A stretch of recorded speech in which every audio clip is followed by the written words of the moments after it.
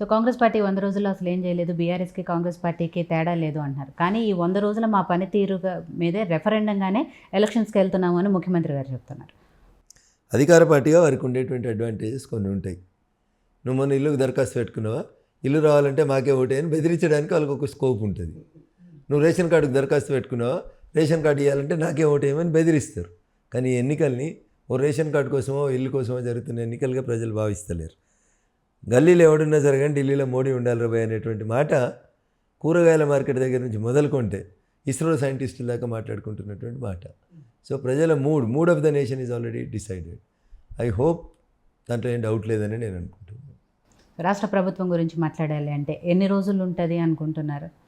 ప్రజలు ఎన్నుకున్నటువంటి ప్రభుత్వం 5 సంవత్సరాలు ఉండాలని ప్రజాస్వామ్యాన్ని గౌరవించేటువంటి వ్యక్తిగా నేను కోరుకుంటా. వారికి కావాల్సినటువంటి 64 మంది ఎమ్మెల్యేలు వారి దగ్గర ఉన్నారు. రేవంత్ రెడ్డి గారు మొన్న ఒక మాట అన్నారు, గేట్లు తీసినామని. గేట్లు తీసినప్పుడు 2 ప్రమాదాలు జరుగుతాయి విజిత గారు. ఒకటి, మీరు అవతలకి వెళ్ళి యువతలకు వస్తారని అనుకుంటున్నారు. కొన్నిసార్లు యువతల వాళ్ళు కూడా అవతలకు పోతారేమో అనే భయం ఉండాలి.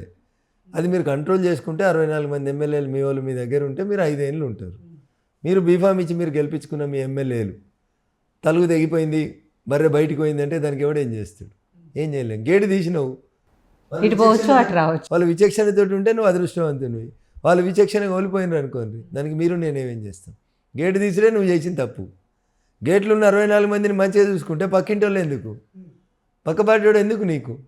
పార్టీ మారిన ఎమ్మెల్యేలను రాళ్ళతో కొట్టి సంపూర్రు అన్నాడు ఇదే రేవంత్ రెడ్డి గారు. సార్ మరి మీరు ఇవాళ ఏం చేస్తుర్రు? నీ గేట్లు తీయాల్సిన అవసరం ఏముంది? నీ 64 మంది ఎమ్మెల్యేల మీద నీకు విశ్వాసం లేదా? నీ పక్కనున్న నీ సహచార మంత్రులు ఏమైనా మోసం చేస్తుర్రా నిన్ను?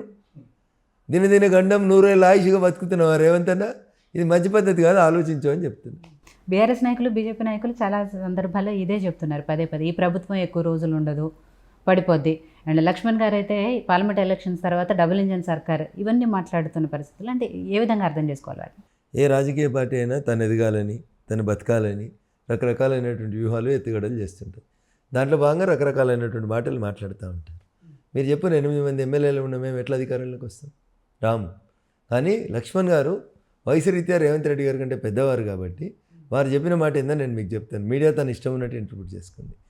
రేపు ఈ రాష్ట్రంలో 12-14 ఎంపీలు గెలిచిన తర్వాత Bharatiya Janata party double engine సర్కార్ ఈ రాష్ట్రంలో రావడానికి మార్గం సుగమం అవుతుంది అన్నారు. దాని అర్థం మీరు నిన్ను గులగొట్టి మేము వస్తామని చెప్పలేదు.